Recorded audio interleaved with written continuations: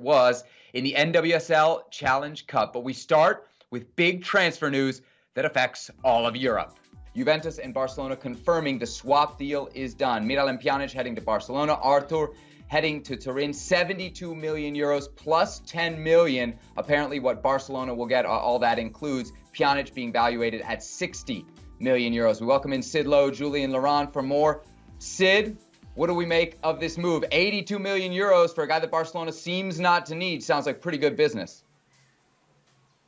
On the face of it, it sounds like good business, but it's not really. What this is about basically about fixing up a financial problem that Barcelona have, and a financial problem that they have right now. They needed to raise around about 67 million euros before the end of the financial year, which of course is on June the 30th. That is why this deal has happened, because actually the amount of money changing hands is not very much, but you can put all of the earnings that you get, or the supposed earnings that you get from selling Arthur into the budget now. The amount that it costs you to get Pjanic, you can then spread over the next 4 years. In other words, you can post a big profit, and you can do it by the end of the month. And what that enables Barcelona to do is to protect its directors from the personal liability for not meeting their budgetary targets for this year. This is a deal, make no mistake about it, that's being driven by the finances, not by the football. Jules, you can understand why Barcelona fans would be upset then. Decisions made over money and not football. Will Pjanic's arrival soften that blow at all, do you think? I can completely understand why they would be upset. And when you lose a 24-year-old who looked very promising when he arrived first, and you swap him with a 30-year-old who clearly looks more towards the end of his career than to the beginning, you're right to be upset. You get Pjanic, who is a good football player and has a lot of experience, has won many trophies, but who plays in the exact same position as Sergio Busquets, for example. And you could even argue that the young best position is almost in this sort of similar, again, profile and similar position on the pitch even. So why getting Pjanic? It doesn't make any sense football-wise, like Sid has very well explained just now. It just makes sense for them in terms of numbers. All right, let's turn our attention to the La Liga title race, which has been turned on its head really in the last week. Real Madrid now 2 points clear of Barcelona with 6 matches to go after Madrid won on the weekend. Barcelona dropping points. Sid, I'll start with you. Luis Suarez with the comments about Quique Setién, an ESPN report now saying that Setién and his relationship with the players is different to anything that he's been used to in the past. He says these are different challenges and I'm learning. In other words, I've not had to deal with players of this magnitude before, of this personality before. He also said, and I think this is a very telling remark, that for the sake of all of us, we have to learn to come together. This has to be a team. And of course, you only say that when there is a sense that it's not at the moment. Jules, specifically the comments from Luis Suarez, I wonder what you make of them. He really specifically points out the manager. Is it a fair criticism? Yes, and he's not the first one. We remember Messi back in March, I think it was, when he said if we keep playing like this, we're not going to go anywhere. And now Suarez saying there's a problem. Well, ask the manager. He's the one who should sort the problems out, especially away from home. I mean, Setién, the problems were there before Setién arrived. You know, Setién has arrived as he quite maybe naively said, this is all new to him. And when he was appointed, one of the question marks that we all had was how will he deal with this dressing room, because he's never known anything like this. At Betis, they were completely different players than the one he has now. Now we are superstars, and you've got Messi and Piqué and Suarez who pretty much run the club anyway. So, and Busquets. So it was always going to be a hard time. Could easily have lost that game, and now they've got Atletico coming next, and this is a hell of a game when pretty much in the next 4-5 days they could lose it all in La Liga. Sid, any chance they could sack Setién? Champions League still out there? Well, on the face of it, I would have said no. I would have said there's no point in doing that. But you're right, the Champions League being out there, I suppose, poses a question about whether there's something to be done in the short term. And look, we partly see this with the Arthur and the Pjanic deal, that from this board of directors, you cannot rule anything out, particularly if they believe that it's something that provides them with the opportunity to survive. And so if they were put in a position where they thought they had to, for their own sake, as much as for the team's sake, then it could happen. But I must say right now, I think Setién sees the season out and I think doesn't start the new one. Jules, I don't remember anybody being louder about getting Ernesto Valverde out of town when that occurred than you on this very show. Do you have any regrets now? They were first in the league then. They are not anymore. No at all. And we've seen at times some improvement on the Setién as well. It's just think it's hard when you've got the injuries that is hard, for example, of the players missing, that is hard, even if Suarez came back from his injury, and it's part of this end of the season when he shouldn't have been really, if the pandemic hadn't happened. But I think it would have been hard for anyone. I just think Valverde had lost too much credit towards the players, with the fans as well, with the media too. I think it was the right call to sack him.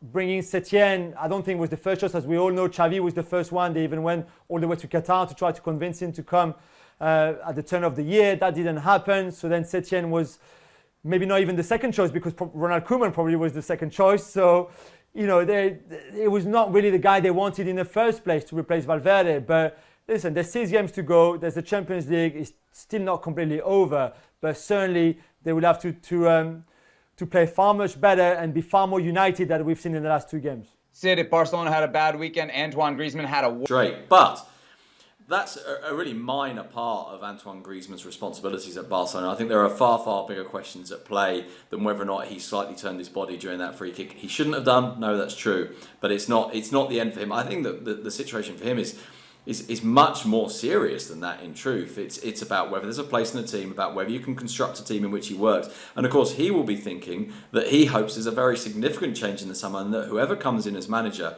is a manager who's absolutely committed to getting the best out of him. Because of course, in the right structure, we know that he's a very good footballer indeed. Jules, things going from bad to worse. You think this was the straw that broke the camel's back for Griezmann in Barcelona?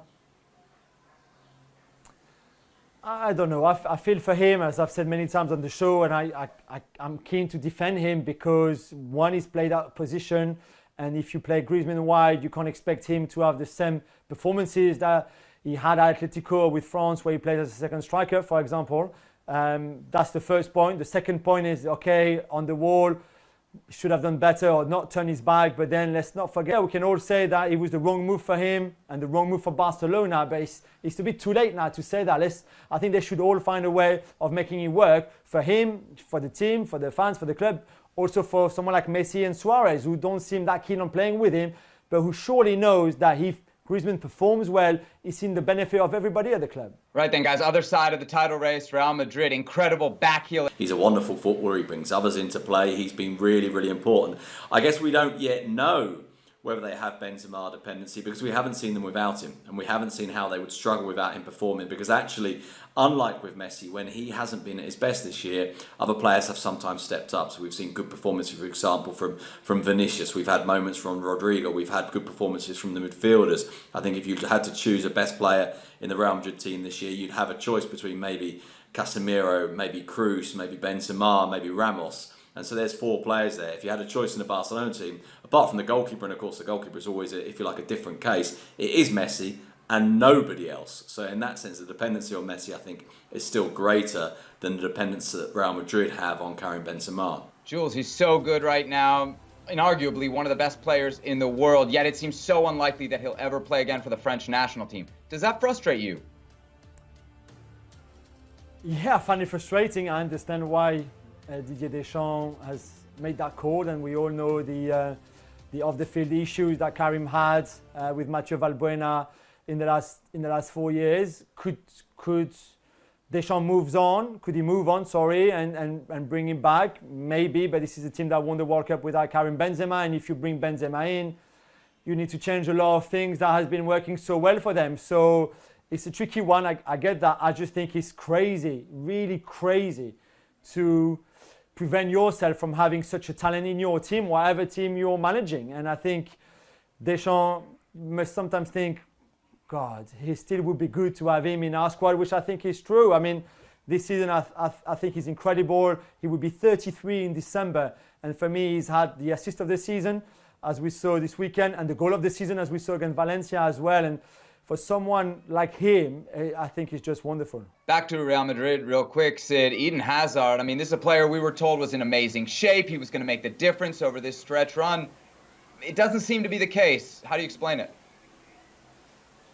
No, it doesn't seem to be the case. I suppose I explained it partly by thinking that maybe that some of what we were told about the shape he was in and the excitement was wishful thinking. Partly maybe he was performing well in training but hasn't been able to apply that in games.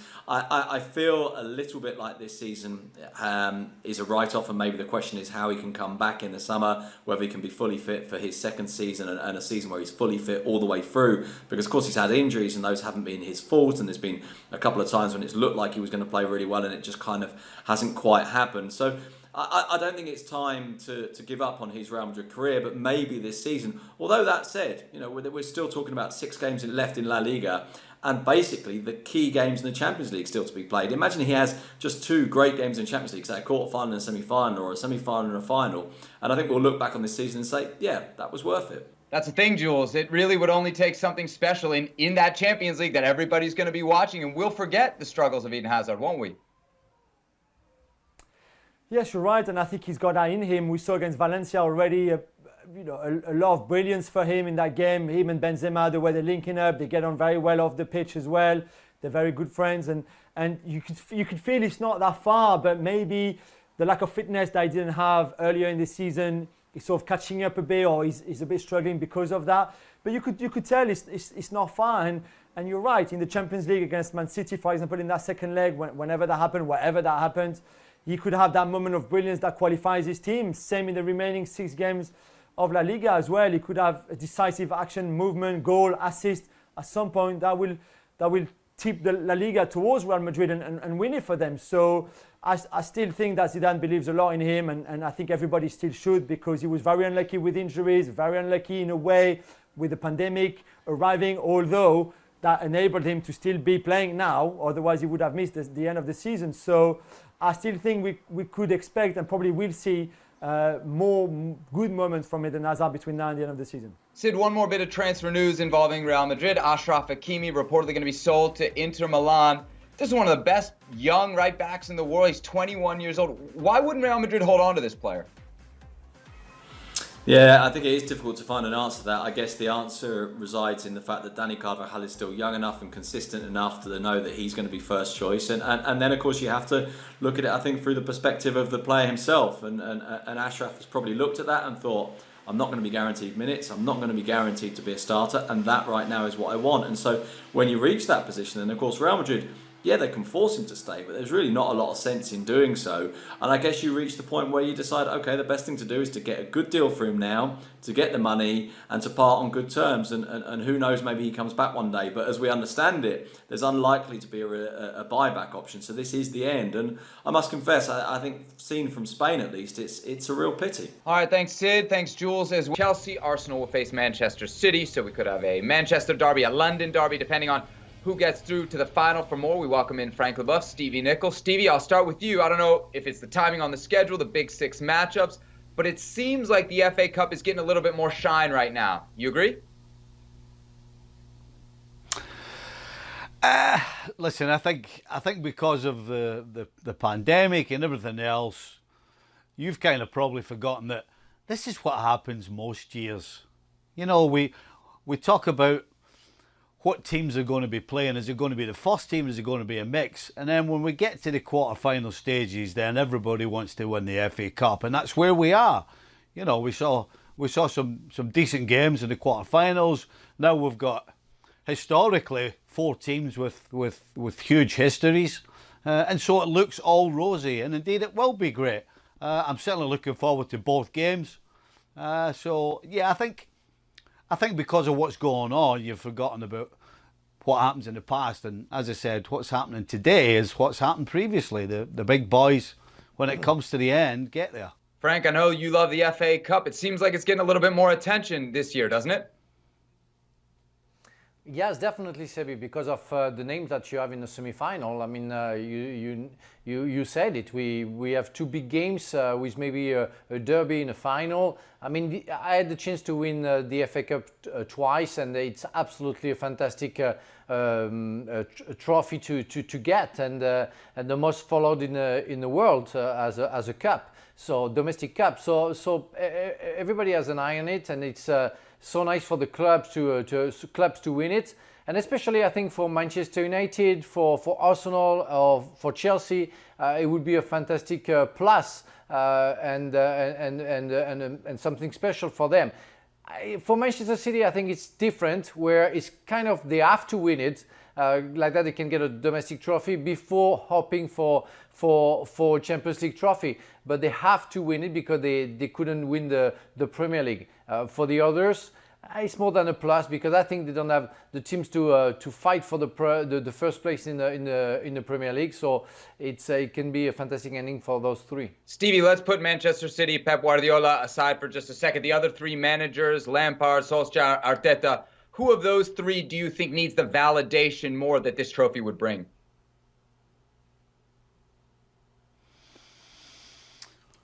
Ooh, I think the one that would be the happiest of all would be Arteta. I mean, the truth is, before the pandemic and after the pandemic, in my opinion, in the Premier League, Arsenal are the weakest, no question. And as good as Arteta seems to be at making decisions, and as a coach and as a manager, he's got a poor side. So, listen, I think of those three managers, the happiest of all would be Arteta, because that would take some pressure off him. I think the other two, no question, are ensconced in their jobs. And so Arteta, for me, would be, no question, would have the biggest smile on his face, certainly bigger than either of the other two, if they did indeed win the FA Cup, which I don't think they will, unfortunately. Frank, real quick on Chelsea. They're in the top four fight as well. Any chance, I know it's just 2 games, that this could distract from that chase? Projects and goals. So they're gonna go for it. They're gonna give their best. It's not gonna be easy to play at all against Manchester United. They know that, but they're gonna go for it, and without losing in mind that they have to keep on winning in the Premier League to allow them to go to the Champions League next season. And you have a chuckle in that order, and it's really the finish of somebody whose basics aren't right. You know, when you have a ball coming across the penalty box 6 yards out with so much pace on it, you shouldn't be swinging at it. You know, you should be getting yourself in a position where you can use the pace of the ball just to redirect it into the back of the net. And I'm sure Gayle, on many occasions after training, has had somebody firing balls across, and he would do that. But you know what? When you step on the field, things change. And when you get the opportunity and you don't remember all those times that you spent training and finishing, then you see what happens. And that's unfortunately what's wrong with Gayle. At times he can be great, and at times he could do what you saw and balloon a ball over the crossbar from 6 yards. Frank, I wonder what goes through your mind when you see a miss like that. Well, I sympathize, because we saw many fantastic players doing it, and he's not the only one. And I'm sure in the near future we're going to see that again. I mean, I'm sure during the training session he could have tried that 10 times and put the ball in the net nine times. So you want to sympathize, because it's more reflex. When you see his upper body leaning, he better have done it 10. 9 out of 10. He should get 10 out of 10 for there. No. I think it's about reflex. Again, his upper body leans slack, because I'm pretty sure that he's good enough to put that in the net. 9 out of 10, Mr. Steve Nicol. I think you've been very nice to Gayle. Come on, that is bread and butter. He should not. If he takes 10 out of 10 in practice, he should be scoring 10. I failed to mention, actually, the biggest mistake he made is he swung at it. And when you have to swing at something, that means your timing and everything else has to be spot on. And that's why I said you just use the pace of the ball, you get your body in a good spot, and you redirect. I mean, it was full humanity on display. Casey Short in her reaction to, all that's been going on, and Julie Ertz leaning over and just naturally grabbing hold of her and hugging her, and the two of them in tears. I mean, I was in tears. I know that there's been a ton of reaction from it, but I think it's the beauty of it is it's what we need in this moment is we need white people hugging black people and black people hugging white people and us coming together and making this a better country. And I think that was a real moment and visual for the country to see. You know, Julie, we saw some players kneeling. We saw some players standing. What do you think about the decision by the NWSL to continue on with this national anthem tradition?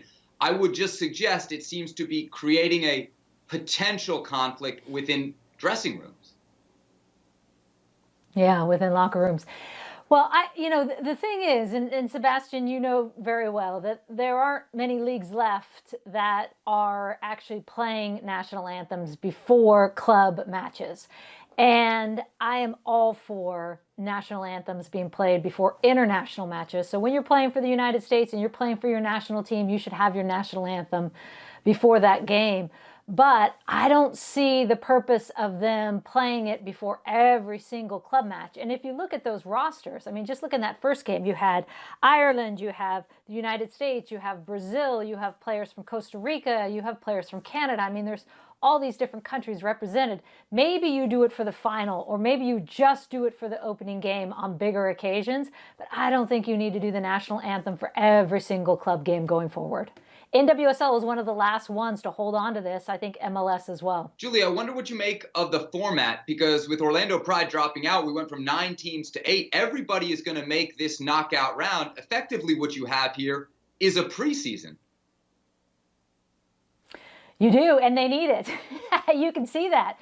I mean, all of us would need it. I can't even imagine going from quarantine, pandemic, and no fields to play on and no space to train on to playing a month-long tournament. And so they all have 4 games. And as you said, Sebastian, with it being down to 8 teams, all 8 will go on to the quarterfinals.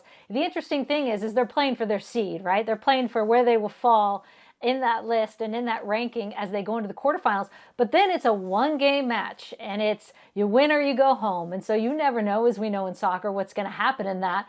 But I do think it's a chance in 4 games for the players to get their legs. And you can see that they're going to need that. They get into the second half, and understandably so, as we're seeing in leagues across the world, you need a little time to get that fitness back. Julie, you kind of hit at it there.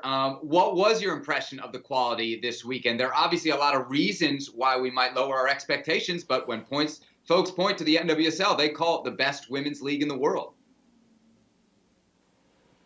Yeah, I think you saw glimpses of it for sure. I don't think anyone to be saying, oh my gosh, these players look terrible and rusty. Well, of course they're going to look a little bit rusty. I was impressed actually with their fitness given how little time they've had to actually get back into this. So I think it's going to take some time, but you definitely see glimpses. I thought Lindsey Horan did well in her game for Portland. I mean, you look across the board at some of the national team players, and what they're doing and making immediate impacts. It's too bad we don't have more of those national team players present, but I do think, given the circumstances, it looked really well. You mentioned the national team players. I've been lamenting for the last couple of weeks about all the national team players that aren't going to be in this tournament. Yeah, Julie, when I found myself watching over the weekend, I didn't notice that they weren't there. What did you think of the national team players' absence? Did it stick out to you as much as you thought it might? No, it doesn't stick out, but I mean, there's something to be said when you've got Kristen Press in the lineup and you've got Tobin Heath and what we know she can do on the ball, and when you've got a Megan Rapinoe on the ball, and some of your biggest game-changing creative types of players that you're missing. I mean, that's going to leave a mark for sure. But having said that, I think it's important that we focus on the up-and-coming stars. I hope that Sophia Smith, for example, the #1 pick from Stanford University, who was put onto the Portland roster but didn't play because of an injury, I hope we get to see her. I hope we get to see more of Morgan Weaver, the #2 pick selected in the draft. So you've got a lot of really good young talent out there that I think we're going to get a glimpse at for sure in this month ahead. Megan Rapinoe may not be playing in the NWSL Challenge Cup. She is on there at 6. They'll face Brighton on Tuesday. Stevie and Frank still with us. Stevie, it looks like the duo up top, Anthony Martial and Marcus Rashford, has been the go-to pairing for Manchester United in league play. Why do you think it's working so well? Well, I think it's working so well because you've got two players that have great ability and two players that have missed a lot of this season, certainly before the pandemic, but are now back, particularly Rashford. So you've got two hungry young men with ability, and they're getting after it. And they've also got a player in Fernandes behind them who can supply them with ammunition. Now, as great as these two could be as a pair, I still have question marks over certainly Martial and that pairing. Yes, he scored a hat-trick. Mature, but now we don't know if the consistency, is going to be a real tool for him. It has to be because I mean, it's how you judge a player and a striker, especially when he keep on scoring and scoring. Well, it can go also for Rashford, where I don't think he was more consistent than Martial, but the pair works very well right now. I think they're both very confident. They look of each other very much. They make some good runs, you know, without the ball, who freed the other one. So it's very interesting what they do together. But it's true, individually, I think they have both to work very much in their consistency and score more goals and appear more as leaders and make sure that the future of Manchester United will depend on the success, and the success means many goals. Stevie, as we mentioned, Manchester United in 6 trying to get into that top 4. If they are going to make the top 4, who do you think drops out? Right now, I would probably have to say if either Chelsea or Leicester drop out, it's got to be Leicester. They haven't started particularly well after the long layoff. The squad I don't think is as big as Chelsea's or as good as Chelsea's, and it's probably not as big or as strong as United. So I think Leicester have to start picking up wins.